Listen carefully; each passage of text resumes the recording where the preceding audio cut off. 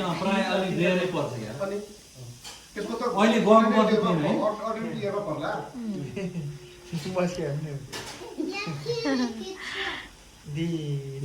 it's no दिदी हो नि दिदीलाई घरमा लाने है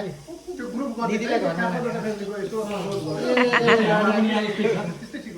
मैले भिडियो बनाइदिरहेको छु कि अब हामी यहाँ 2 घर भयो भनौँ न यसपछि एकजना फेरि अर्का हेम पामाङ भन्ने हुनुहुन्छ त्यही नजिकै छ उहाँहरू त्यसपछि एकजना राघव दत्त भन्ने हुनुहुन्छ अलि यहीँ हुनुहुन्थ्यो पहिला यहीँ अहिले घर किनेर